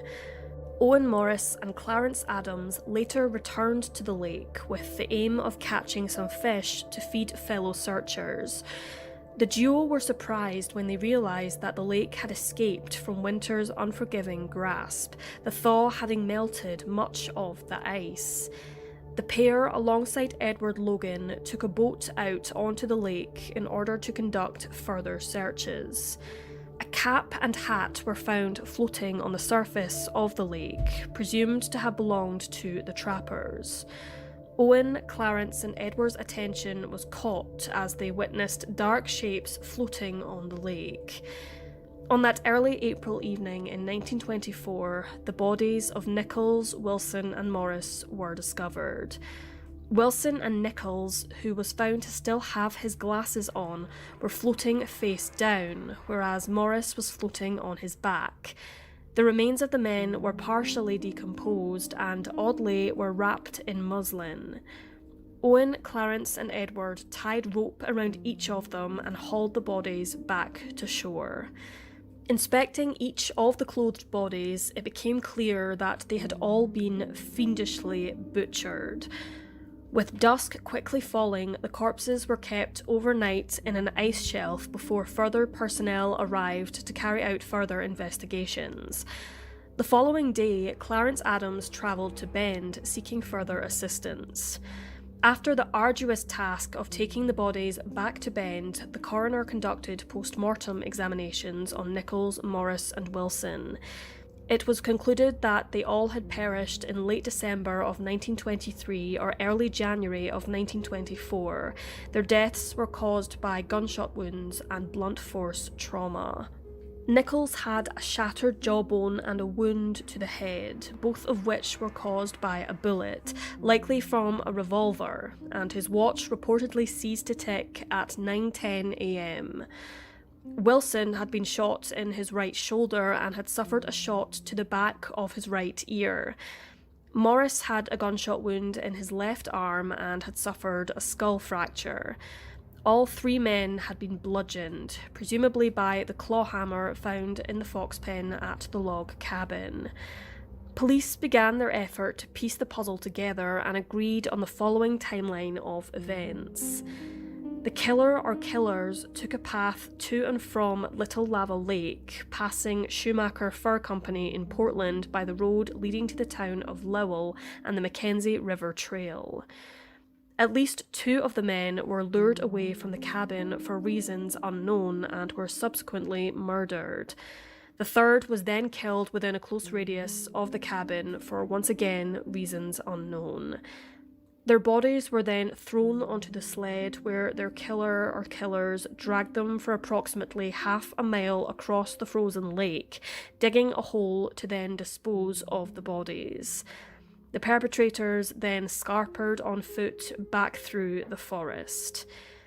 It is a mystery as to why the men were slain, as well as who was responsible for their deaths. What baffled police was that Roy Wilson was an ex-Marine who could have easily overpowered a person attempting to attack him.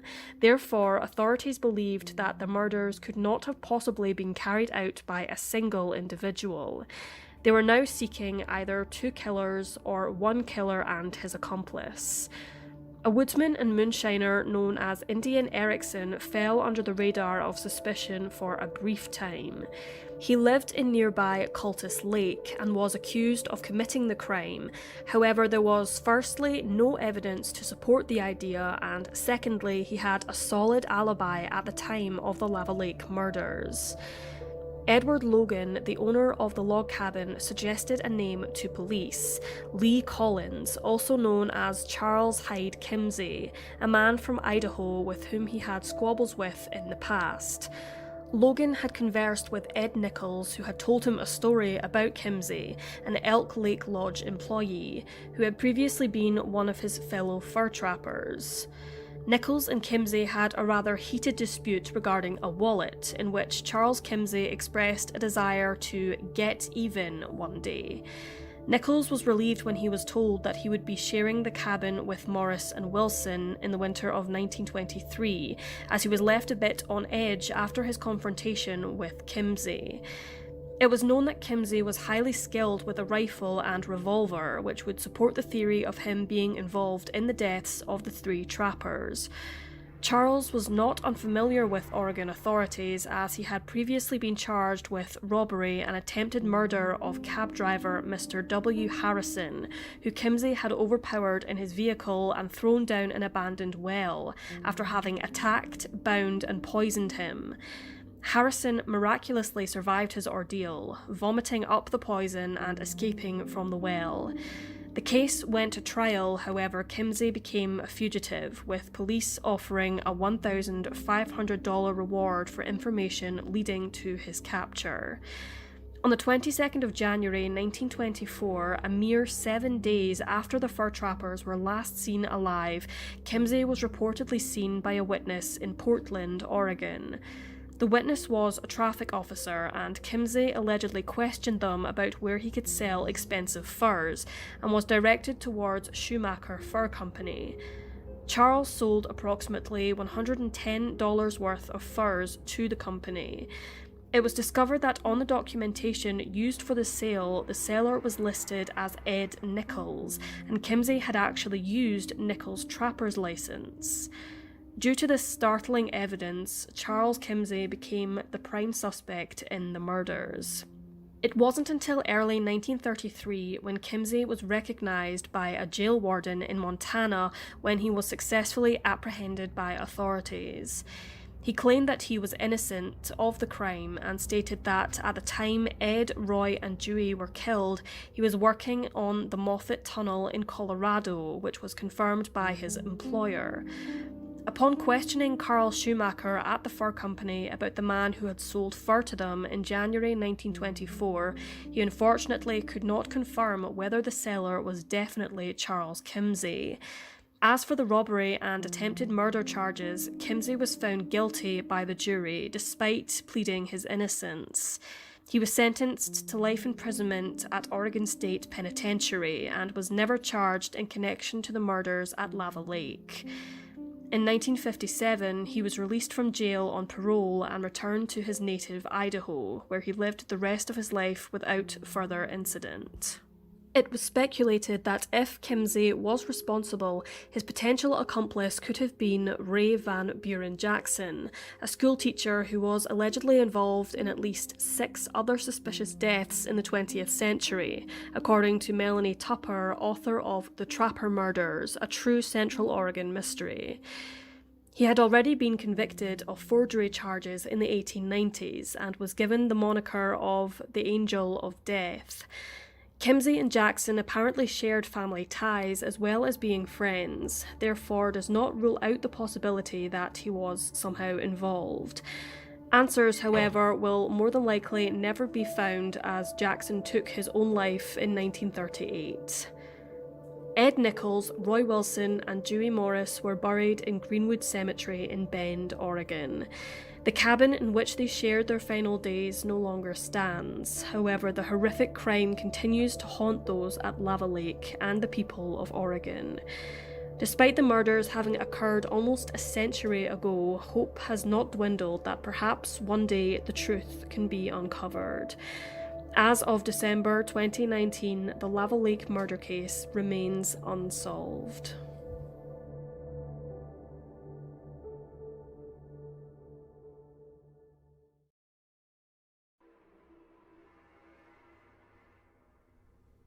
On the afternoon of the 29th of November 1970, a father and his 2 daughters went hiking in the foothills of the north face of Mount Ulriken, more commonly known as Isdalen or Death Valley, located in Bergen, Norway. To their horror, they discovered the charred body of an adult female sprawled across rocks with her arms extended in a boxer position. The identity of Isdalskvinnen, as she would come to be known, remains a popular topic of discussion, as well as the circumstances both leading up to and surrounding her death. At the scene where the Isdal woman was found, police began gathering evidence. Found around the body, there was a pair of burnt blue rubber boots by the woman's knees, remnants of plastic by her left thigh, presumably from a purse or bag. On a stone to the right of her body, there were remains of a woolen jumper and a blue nylon umbrella. A bit further from the stone was a quarter-full bottle of Klosterliquor from Vinmonopolet, a government-owned alcohol retailer in Norway. On a rock by the victim's feet, there were 2 plastic flasks, one of which was half melted by the fire and contained a small amount of water, whereas the second was only slightly deformed and was almost full with water. On the same rock, there were remnants of a white plastic cup which contained a shapeless spoon, and beside it was what was assumed to have been the lid for the cup. However, it didn't fit. A green checked pattern scarf was draped over a stone, mostly unburned, other than one of the ends which lay close to the female's feet. When the body was removed from the scene to be taken for an autopsy, there was no evidence to suggest there had been an open fire there. However, more clues were uncovered around where the body had been. The items were arranged in such a way it was speculated that a ritual was possibly carried out. The items included burned synthetic fibres and textiles which were in a jar and found to have barely a drop of flammable liquid.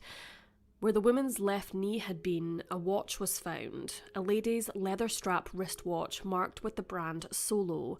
The strap had been affected by the fire, but the metal buckle appeared to be in good condition. Near to the watch, there were 2 circular clip-on earrings made of silver-coated brass in a filigree design, and both bore a turquoise glass stone. An oval-shaped ring of the same material as the earrings was found, bearing oval, yellow and white stones in the claw fittings. Authorities noted that the jewellery items were slightly damaged by smoke. Beneath the woman's lower back, there was remains of a possibly synthetic fur hat, which had a strong smell of petroleum.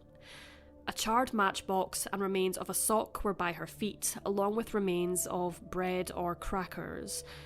A burnt paper-type material was found under the knees and thighs. Beneath the stone scree where the woman's body was, authorities found some more plastic and a yellow, fatty-type deposit both by the scree and nearby stones. It was determined by looking further at the bottom of the scree and finding evidence of thick soot on the stones that the fire had been burning to at least 1 metre deep. The post-mortem revealed that she had died a few days before she was found, and it was determined that the woman had an abnormally large quantity of sleeping pills, more specifically the Phenomal brand, in her stomach, yet most of the pills had not been digested. The official cause of death was listed as an overdose of sleeping pills and carbon monoxide poisoning from the fire. She had been severely burned on the front of her body, however not the back, and had an unexplained bruise on the right side of her neck, possibly from a fall or a blunt object. Most of her hair had been burned off, apart from a small knot of hair tied back with a light blue and white ribbon. There was no indication that she had been ill, and it was confirmed that she had never been pregnant or had a child. Her facial features were so badly charred, authorities at the time couldn't distinguish what exactly she looked like before her death. However, advances in forensics and facial reconstruction technology allowed artists to depict what the Isdal woman looked like in life. There were smoke particles in her lungs, suggesting that she was alive whilst being set alight, resulting in a slow and excruciating death. The Isdal woman was 5 feet 4.5 inches tall, of a slim build with broad hips and small ears, had long, dark brown, almost black hair, brown eyes, a round face, weighed 56 kilograms, and was thought to have been between the ages of 25 and 40. She wore European size 37 to 38 shoes, which is a UK size 5 or 6, and wore size 7 gloves. At the time of her death, she had been wearing dark blue trousers with black elastic-type bottoms beneath them, a tricot jumper, blue underwear and a blue bra, a jacket and blue belt. The labels on the clothes she had been wearing had been removed. She had very unusual dental work, including 14 full and partial root canals, and had a couple golden crowns fitted. 2 wisdom teeth were present in her lower jaw, and there was slight spacing between her 2 upper front teeth. This kind of dental work is practiced in the Far East, South America, Central and Southern Europe. In 2017, isotope tests on her teeth revealed that she may have spent her early life living between the French and German border, and tests on her handwriting indicated similar findings of having lived in France at some point. Swedish researchers now believe that the woman was between the ages of 36 and 44, estimating her year of birth as around 1930 or 1940, possibly born in Nuremberg, Germany. Despite all of the evidence they had gathered, police were still unable to identify the victim. A few days after the woman's body was discovered in Isdalen, police found 2 suitcases which were abandoned at Bergen railway station. One of the suitcases contained prescription-free glasses with a fingerprint, which was found on a pair and were a perfect match for the Isdal woman. Between the cases, items such as clothes, wigs, a comb, hairbrush, cosmetics, 8 fake passports, eczema cream, teaspoons, and a mix of Norwegian, German, British, Belgian, and Swiss money was found. Every label had been removed from the clothes, many of an Italian style, and also on the prescribed eczema cream, the name of the doctor and the patient had been carefully scraped off. Police couldn't find the origins of the makeup products, however there was a plastic bag in one of the suitcases which bore the logo of Oscar Rørtvedt's footwear store, a shoe shop in Stavanger in southwest Norway. Oscar's son, Rolf, vividly remembers selling a pair of rubber boots to a very well-dressed, nice-looking woman with dark hair, who spoke English with an accent and had a quiet and calm expression, taking quite a long time to look for footwear in the shop.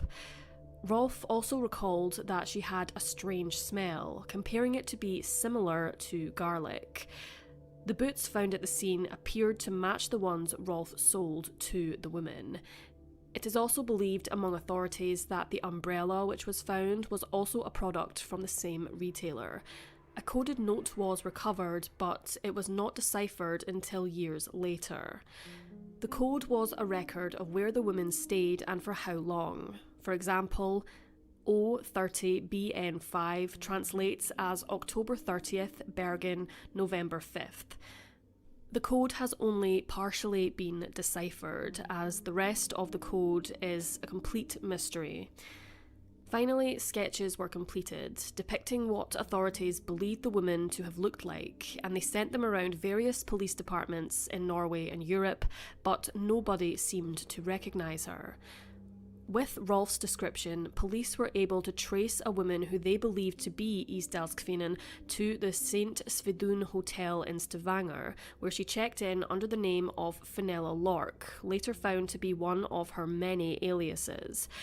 It turned out that she had checked into several hotels in Norway and Europe between mid-March and November of 1970 under different names with fake passports.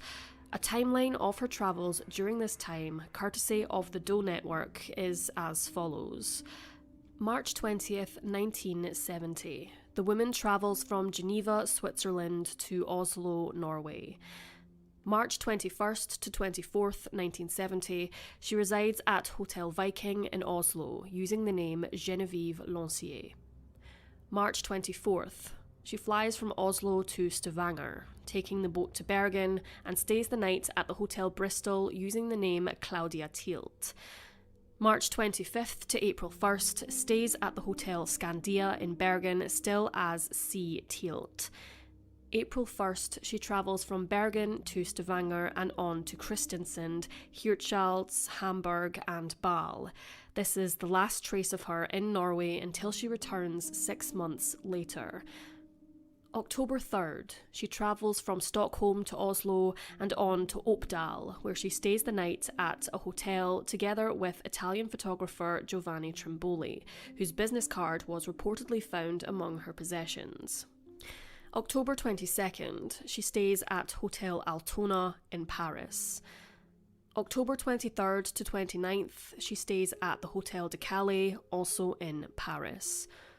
October 29th to 30th, goes from Paris to Stavanger and on to Bergen, staying at KNA Hotellet. October 30th to November 5th, checks in to the Hotel Neptune using the name Alexia Zernier Mersch from Ljubljana, Slovenia. She meets an unknown man at the hotel. November 6th to the 9th, she travels to Trondheim, lives at the Hotel Bristol using the name Vera Jarl from Antwerp, Belgium. November 9th, goes to Oslo and on to Stavanger, where she stays at Hotel St. Svedun using the name Fenella Lork. November 18th, travels by the boat Vingter to Bergen, where she stays at Hotel Rosenkrantz using the name Elizabeth Lienhauer from Belgium. November 19th to 23rd, stays at the Hotel Hordeheimen as Elizabeth Lienhauer from Ostend, Belgium, stays in the room a lot and seems watchful, according to staff.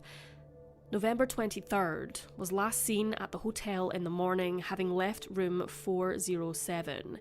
She pays in cash and goes to the railway station, where she places 2 pieces of luggage in a depository box. November 29th, 1970. She is located deceased in Isdalen. A waitress at the Hotel Neptune, 21-year-old Alvild Range, told the BBC that My first impression of her was one of elegance and self-assuredness. She looked so fashionable. I wished to be able to mimic her style. In fact, I remember her winking at me. From my perspective, it felt as though she thought I had been staring a bit too much at her. On one occasion, while I was serving her, she was in the dining hall, sitting right next to, but not interacting with, 2 German Navy personnel, one of which was an officer. With this information, it appeared that the Isdal woman not only spoke English, but also German, Flemish, and French. It was found that the woman had requested to move rooms many times. On one occasion, she requested to switch rooms 3 times in a single day. She told staff that she was a travelling saleswoman and antiquities dealer. There were many rumours suggesting that the Isdal woman wasn't just a wealthy tourist, a fugitive, or a woman disguising secret affairs with aliases, but rather a spy. It was the middle of the Cold War, and there were reportedly many spies, including Russian spies, in Norway at the time. Norwegian security services were interested in reports which alleged that the woman had been seen witnessing a military Penguin missile weapons test, but no solid conclusions have been made. There is also the question of the circumstances surrounding her death. Police believe she committed suicide. However, others believed she was murdered by someone she knew, possibly involved in espionage. Some speculate that the answers lie in Moscow. Many find it difficult to believe that the woman would have ingested up to 70 sleeping pills only to set herself on fire to commit suicide. In 2005, a witness came forward having seen one of the published sketches of the Isdal woman. He believes that he had seen her 5 days before the body was discovered whilst he was hiking in Fløyen. He told authorities she wasn't dressed appropriately for the conditions and she was in the company of 2, quote, southern-looking men. She was about to say something to him as they passed, but refrained from doing so. He went to the police, but he was apparently told to forget about what he had seen. With no fresh leads, Norwegian police closed the case, and the unidentified woman, who authorities believed to have been Catholic, was buried at Møllendal Cemetery in February of 1971, following a Catholic ceremony. Her zinc coffin was decorated with tulips and lilacs, and laid to rest was the unknown woman who was put to the grave in a foreign country without any family present. The DNA profile has been uploaded to a database and shared all over Europe. With modern technological developments and more DNA results being entered into genealogy registries, half a century on, hope remains that one day there will be a familial match and the Isdal woman will finally reclaim her name.